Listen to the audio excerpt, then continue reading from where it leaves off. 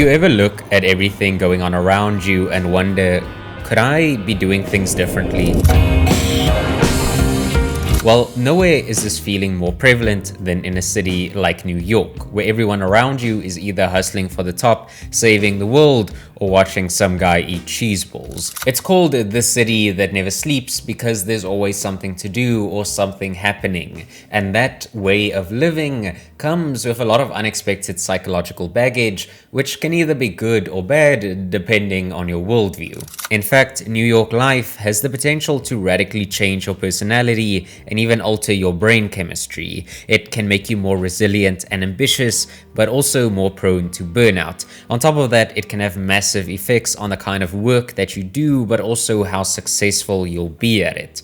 Earlier in the year, a friend of mine, Tiana, posted the following picture from a trip that she took to New York City, and seeing how she subsequently talked about life in the city really motivated me to book a trip there myself. So a few weeks ago, I found myself trading in the flat plains of rural South Africa for the skyline-pierced horizons of NYC. And sure enough, I soon found my own perspective on certain things starting to change. New York City is often quoted as the city of dreams, with people flocking there to chase their passions.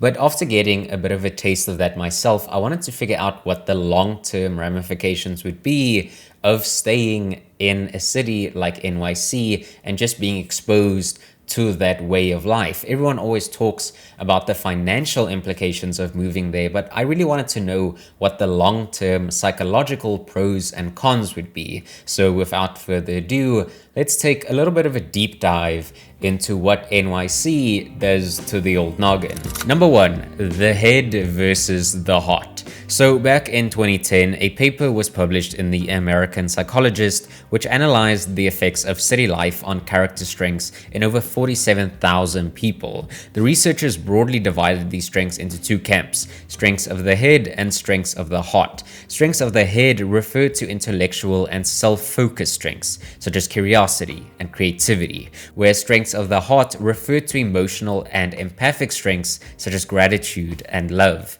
Different cities tended to favor different strengths, but New York City specifically tended to greatly favor strengths of the head over strengths of the heart. This is largely because New York is labeled as an elite city, a place that puts a lot of emphasis on creativity and achievement. Also known as a hotspot, a talent hotbed, or a superstar city, New York City naturally attracts a lot of young, talented, and ambitious individuals, which leads to an increasingly skilled and wealthy population group, which might be more well known for their net worth instead of, say, their kindness. And this is part of where New Yorkers get their label for being quite rude. It's not necessarily that they're trying to be difficult, it's just that being kind is not really a trait that gets rewarded in a place like NYC. Everyone is so focused on their own goals and sort of the things that they are trying to chase that everything else and everyone else, to an extent, might be seen as sort of something that just gets in the way. Really, they are just trying to live their own life, and more often than not, that might involve a lot of honking cars and power walking down Fifth Avenue. Interestingly, our environment can often play a significant role in our cultural values when it comes to either being helpful or more self-centered. In harsher environments, people tend to be more focused on the group as a whole and the greater good of that group, whereas in an environment with a lot of opportunities and the ability to pull ahead of your peers, we naturally lean to more individualistic tendencies. When we feel as though the pie is big enough for everyone, we're inclined to see just how big of a slice we can actually take for ourselves without the others getting too upset about it. Number two, adapt or die. Alright, picture this. You're hustling to get to work, but the subway is delayed, the streets are packed with pedestrians, and there's construction on your usual route. What do? Do you freak out? Do you panic? Well, if you're like most New Yorkers, you kind of just adapt and find a different way of getting to where you are trying to go, because after all, everything I just described is a completely normal day in a place like New York. Living in a big city means constantly being exposed to unpredictable challenges or new kinds of obstacles. And while on a day-to-day level, this might just seem like small annoyances, overall, according to the research, this can have a significant impact on your overall level of adaptability and just general resilience. According to researchers, living in a fast-paced, ever-changing environment like a city sharpens your brain's ability to adapt to change. Urban dwellers are often better at thinking on their feet, solving problems on the go, or handling stressful situations. Cities force you to become more flexible, not just with your time, but just in general, the way you approach challenges. Because, I mean, at the end of the day, as much as things didn't go to plan, it's just another Tuesday, and tomorrow you have to do all of it again. New Yorkers are hardy people because they constantly have to deal with a good mix of both foreseen and unforeseen stresses on any given day, and not so surprisingly, this leads to a lot of grit. Originally popularized by Angela Duckworth, grit is a personality trait characterized by perseverance and passion for achieving long-term goals. It's a thing that gets you to keep putting one foot in front of the other, despite all the reasons you might have for not showing up at all. Because that's the magic of New York City. It's one of those places where no matter how unlikely your dream might be, NYC kind of gives you this feeling that perhaps it could be possible if I just keep showing up and I just keep putting in the energy. There's this outside chance that if I just reach far enough, I might be able to grasp this thing that I am trying to get to. And this hopeful delusion might just be the thing that ends up getting you there. But that being said, in a place like New York, it's not just smiles, which brings me to the third point. Stress is not always best. Unfortunately, as with anything that seems a bit too good to be true, the city of dreams comes with one